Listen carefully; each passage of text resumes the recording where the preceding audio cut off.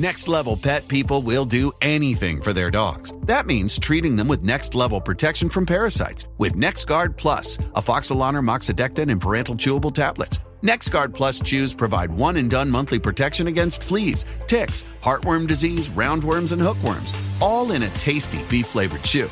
Use with caution in dogs with a history of seizures or neurologic disorders. Dogs should be tested for existing heartworm infection prior to starting a preventive. Ask your vet about NexGard Plus chews.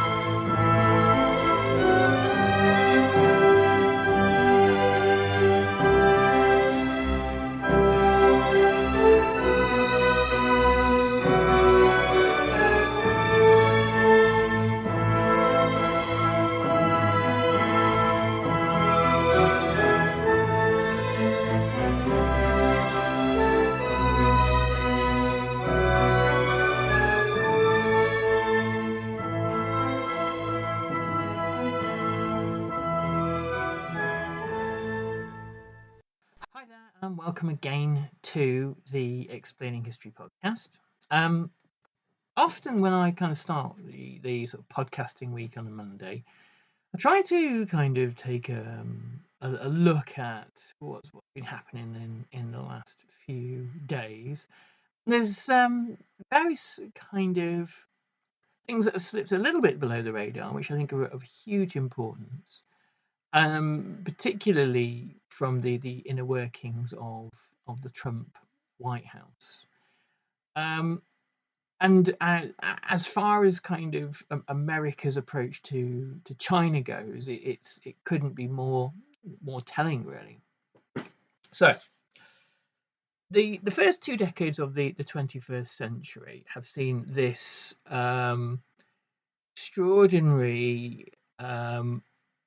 extraordinarily fluid mentality towards China. During George W. Bush's period in office, one of the kind of the tenets of neoliberalism was that the introduction of millions and millions of new Chinese workers into the World Trade Organization meant that a flow of imports from China into America meant that kind of the offshoring strategy had worked.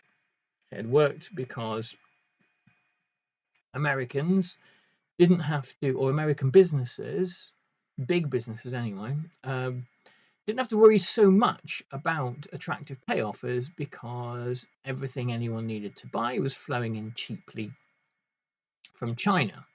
That combined with NAFTA's provision of lots of fantastically cheap Mexican workers meant that Wall Street boomed while obviously Main Street atrophied.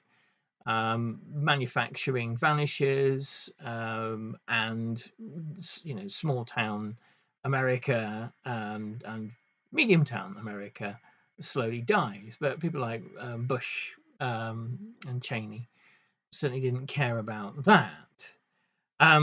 What they believed as ardent neoliberals is that if the world is one great big marketplace, then you go where the cheapest labor force is, and if American workers don't like that, then they need to make themselves even cheaper.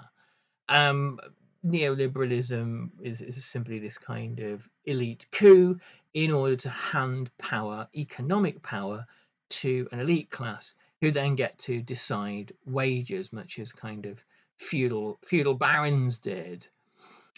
So the problem with all of this is that China doesn't remain the low-wage workshop that it is kind of supposed to be.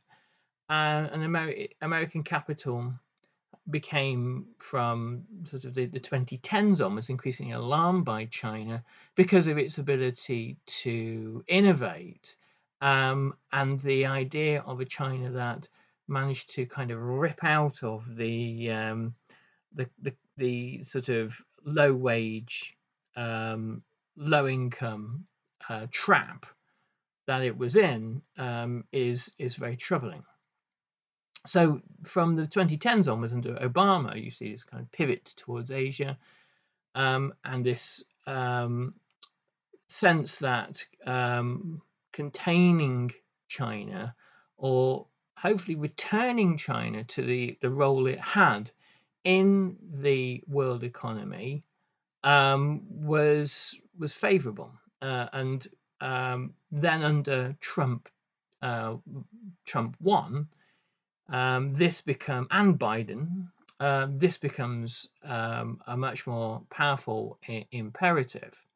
I mean, under Trump one, xenophobia is and white nationalism becomes a much more significant driving force. But the elite groups, those kind of elite figures at the heart of American capitalism, they haven't changed very much. They are people that sort of fund either the Democrats or the Republicans, depending on how they feel. Now, as we all know, America has had a pivotal role, a pivotal strategic role in Asia since 1945. It has had a string of buffer states along China's Pacific and South China Sea borders, from Japan in the north to South Korea to Taiwan to military outposts in Hong Kong to friendly regimes in the Philippines and Indonesia, all kind of, and South Vietnam was part of this containment strategy. In the east, there are useful states like Pakistan, and before the revolution in 1979, Iran. So there was a containment strategy which kind of worked on the hypothesis that, if anything, China was more dangerous to the USA than the Soviet Union was.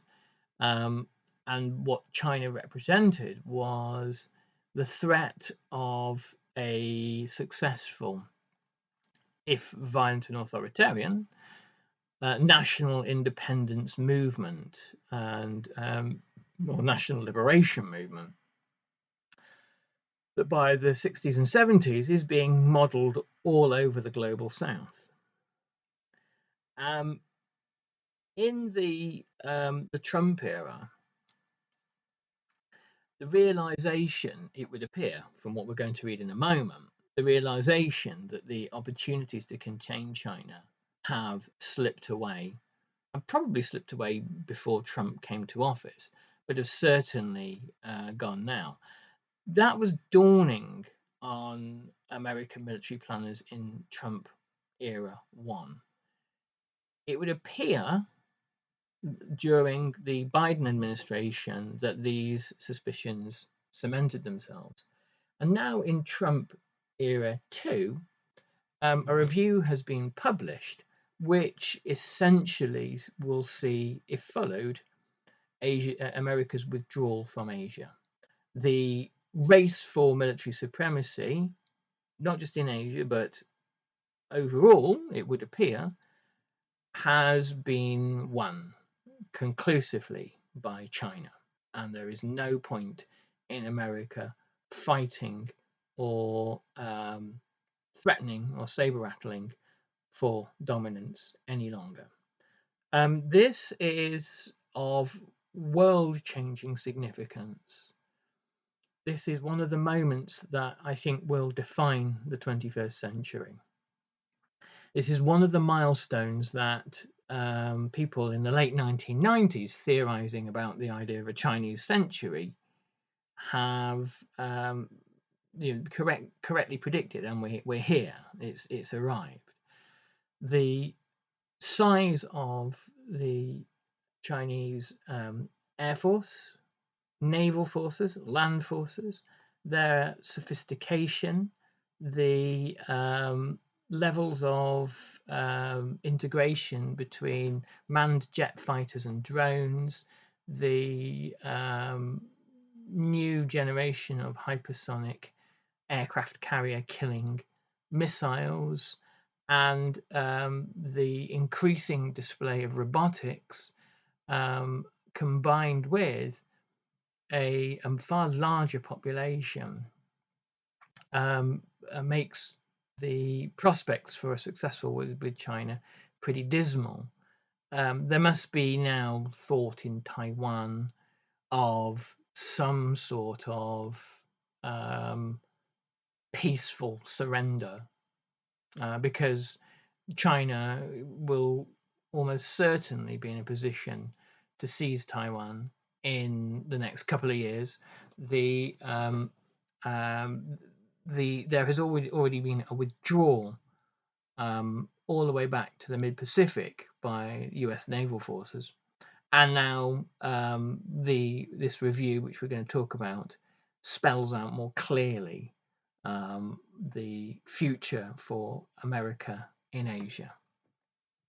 Before we talk about the report, let's talk about its author, Elbridge Colby. Elbridge Colby was the lead architect of the 2018 National Defense Strategy, which was the biggest revision of US defense strategy in a generation. But he wrote a book in 2021 called Strategy of Denial. And he basically, in the book, laid out how America's defense or military capabilities must change to address China's growing power and ambition. This comes from the kind of the realist tradition of international relations, and it's a kind of the book was a kind of like an everyman's guide to what to do about this notion of the threat of China.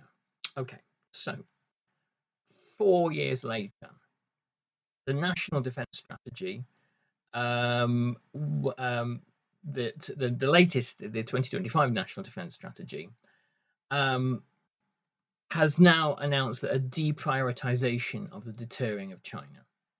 Instead, it says that the focus of US military activity should be on securing the US homeland and Western Hemisphere. Okay. That is alarming for a number of reasons, particularly if you are a US citizen, I suppose. I mean, in what sense are the US homelands not secure? Well, I mean, in a number of senses.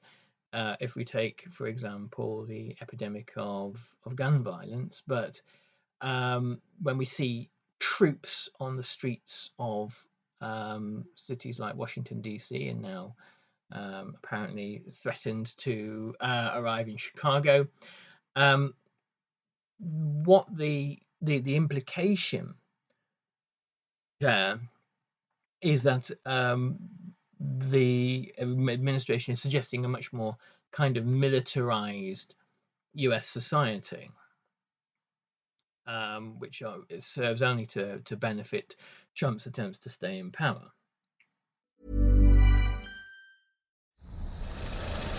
Looking for HD TV on the go? With Dish Outdoors, you can get easy, no-contract, pay-as-you-go satellite TV wherever the road takes you. With a portable satellite antenna that sets up in minutes, you can enjoy reliable HD entertainment even in remote locations. No long-term commitments, just flexible, hassle-free TV for your RV or outdoor adventures. Get $100 off your setup with code SM100. Visit dishoutdoors.com to claim your offer today. When you think about businesses that are selling through the roof, sure, you think about a great product, a cool brand, and brilliant marketing. But an often overlooked secret is actually the businesses behind the business, making selling simple. For millions of businesses, that business is Shopify. Nobody does selling better than Shopify. They're the home of the #1 checkout on the planet and the not-so-secret Shop Pay that boosts conversions up to 50%, meaning way less carts going abandoned and way more sales happening. Businesses that sell more sell on Shopify. Upgrade your business and get the same checkout Allbirds and Skims use. Sign up for your $1 per month trial period at shopify.com/start selling. All lowercase. Go to shopify.com/start selling to upgrade your selling today. Shopify.com/start selling.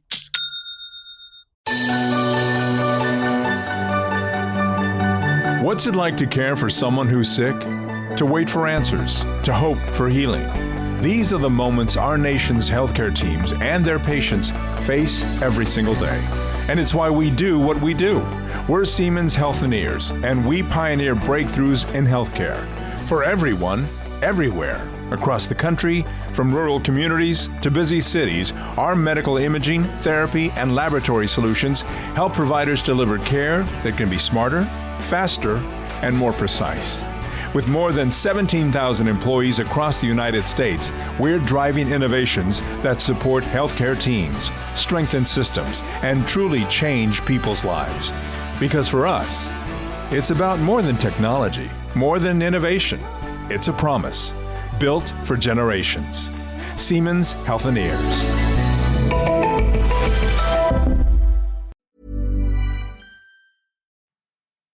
But particularly in this case, the withdrawal, the idea that it's no longer a priority to keep and contain China is so hugely significant.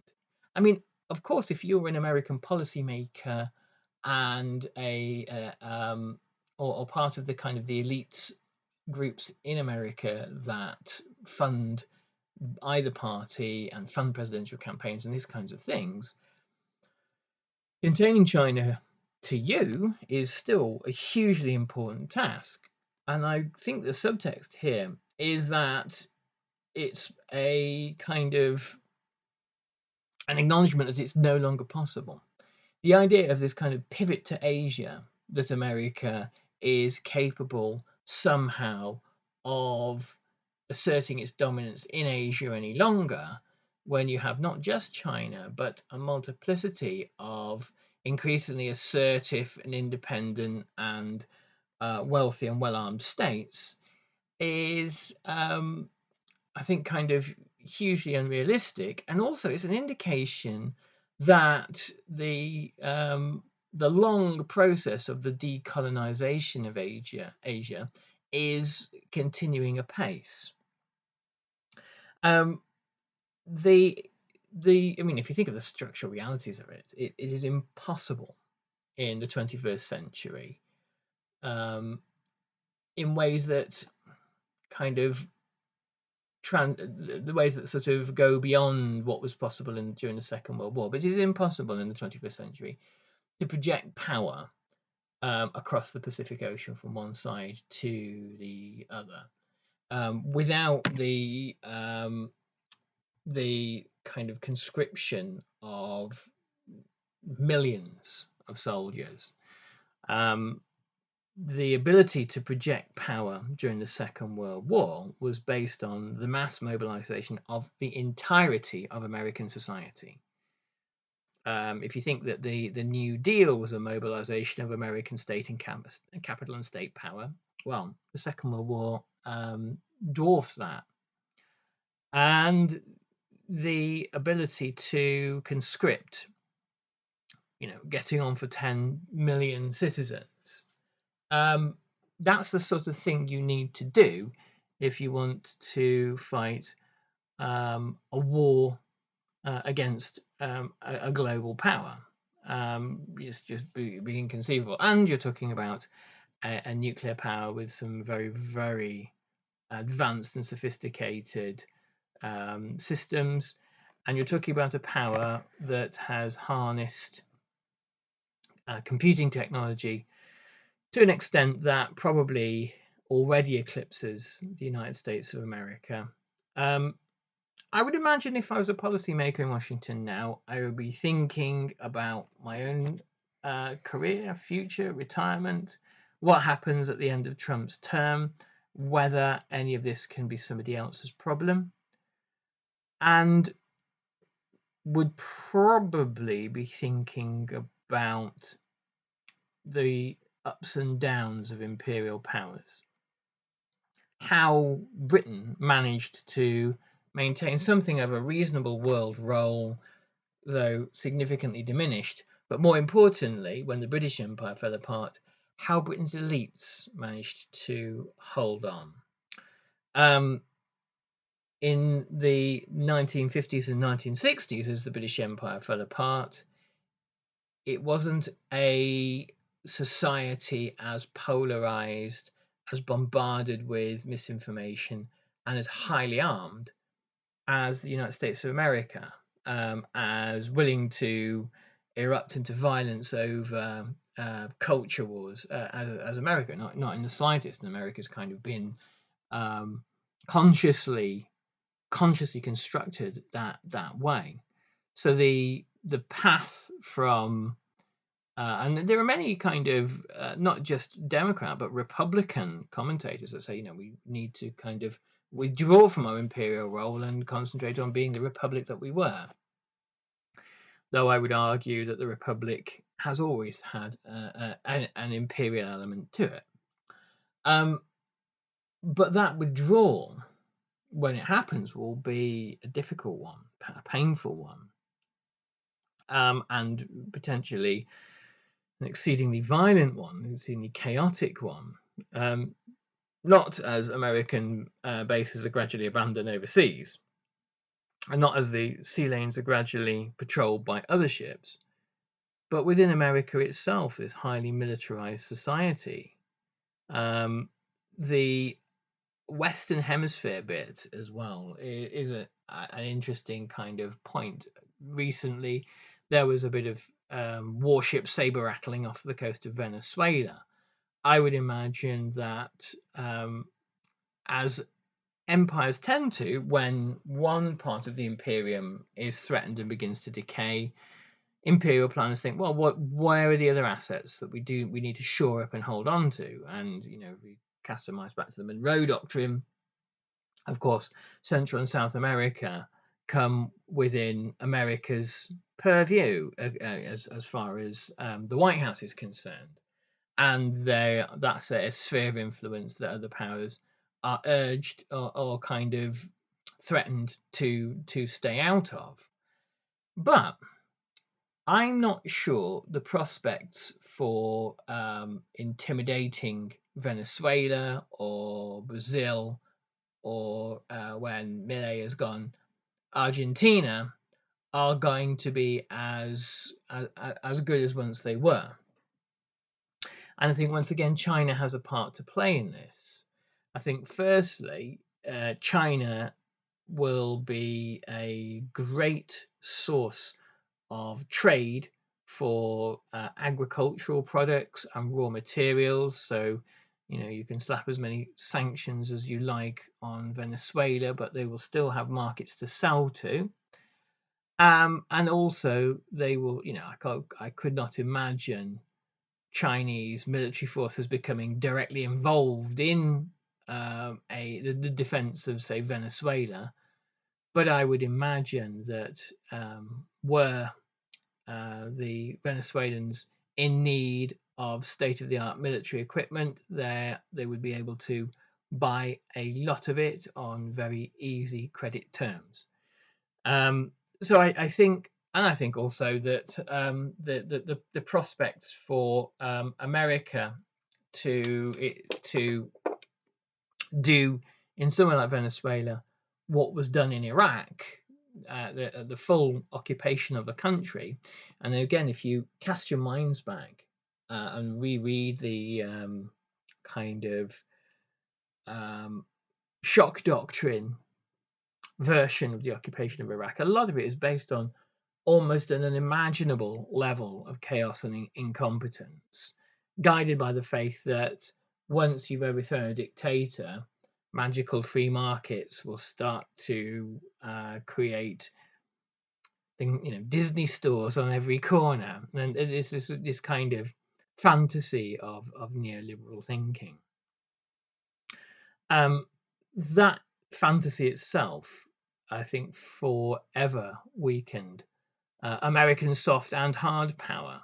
The folly of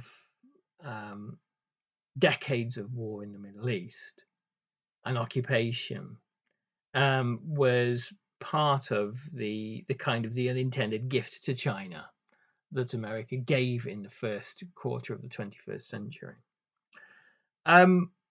So what do we what do we look at in the second quarter of the 21st century is hard to say, and far more able people than me struggle with exactly the same question.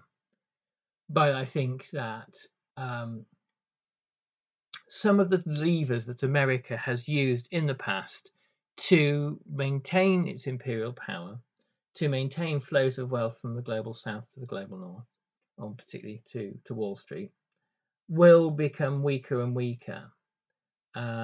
Sanctions, which I've talked about in the past as an economic tool of leverage and pressure, will become weaker and weaker, because there are powerful states, not just China, but perhaps even a bloc of China, India, Russia, and Iran together, that will prove to be unwilling to follow any sanctions regime imposed by America on any other country, and will be useful sources again of trade.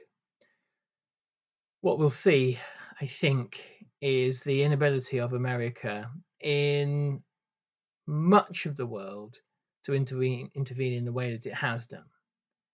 America had this two-war standard, that it would be able to fight two all-out wars at any point anywhere in the world against its two next biggest rivals and win them.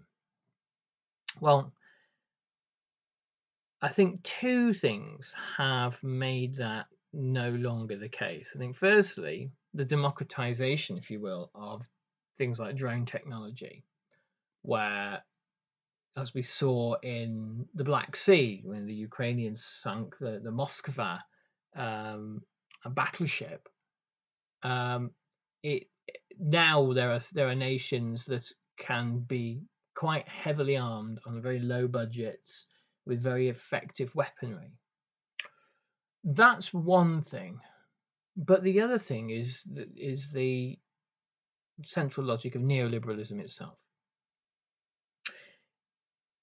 It's a bit like what happened during the Wars of the Roses in England in the 15th century. When you have the decline of the crown, which is essentially the decline in power of the state, the Leviathan, you have essentially the rise of barons, oligarchs. And when this happens, these are people that have no affiliation to anything other than themselves. And you get chaos, you get civil war. Neoliberalism creates for similar kinds of conditions. At Capella University, learning online doesn't mean learning alone. You'll get support from people who care about your success, like your enrollment specialist who gets to know you and the goals you'd like to achieve. You'll also get a designated academic coach who's with you throughout your entire program. Plus, career coaches are available to help you navigate your professional goals. A different future is closer than you think with Capella University. Learn more at capella.edu. Ever felt defeated by cravings? You're not alone. Henry Meds is here to help support your weight management journey. Since I joined 4 months ago, I've lost 25 pounds and it has changed my life. Henry Meds personalized compounded GLP-1 meds shipped to your door. Take back control with treatments designed to reduce appetite. Schedule a free online evaluation with a licensed provider at henrymeds.com/audio and get $100 off your first month. Results may vary. Not all patients are eligible. Compounded medications are not FDA approved. Consult a healthcare provider to determine if treatment is right for you. When we essentially say that we can replace democracy with markets, we can replace social democracy with markets, and we can replace the power of the state as a tool of social democracy with markets, what we're saying is we wish to empower the people in markets that have the market power to begin with. We give more power, so more wealth. And they in turn will become more powerful than the state. The people like Elon Musk, Peter Thiel, who are able to now easily and in public view, without anybody doing anything about it, buy elections and not be kind of arrested and slung in jail for doing so, because the notion of freedom, of liberalism in the Western world is freedom for money to do what it wants to do, freedom for capital to do what it wants to do. And if that means investing in things that arguably don't strengthen the nation, strengthen society, or benefit the kind of the demos, then so be it. Because the argument is that, well, the enrichment of the further enrichment of the rich kind of benefits everybody else, because we have these trickle downs and Laffer curves and all this kind of stuff, which is all complete fantasy. China doesn't do that. China is a country where one can be a billionaire, one can be rich, but one cannot eclipse the power of the state. There are Chinese billionaires, Alibaba guy, Jack Ma, people like that. But what they don't have is the capacity to buy the state, to buy politics, or to challenge the state. Do that, bad things will happen to you, extremely bad things. And the Chinese super rich know this, and this goes far deeper than the experience of Maoism. This runs deeper into kind of Confucian notions of state and society, which I'm not enough of an expert to go into here, but it's definitely rooted in that.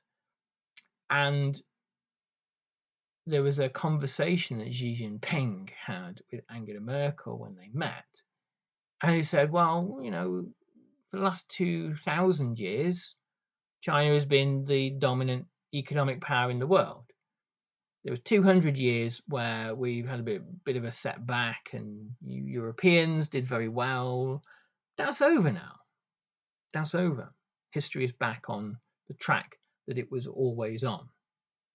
Now, I don't want to be one of these kind of greatly deterministic people and say, there is a kind of a rhyme and a reason to all things, but the reason why you have had for most of human history before, or for most of the last several thousand years anyway, before the advent of European imperialism, largely powerful and wealthy states in places like India and China is due to population size by and large. And I think we pivot now not just to an Asian century, not to a Chinese century, but to an Asian era, which may well last many centuries. And who knows what that will portend. Hopefully, it will be a less violent era. Hopefully, it will be an era that is more cooperative. Hopefully, it will be an era where the majority of the world's people utilize the technologies that they have at their fingertips already, that we all have, to deal with climate change. As Jason Hickel put it recently, we can solve the climate crisis quite easily if we wish to, but it's just not profitable for capital to do so. So hopefully, if we leave a Western and enter an Asian era, that will be different.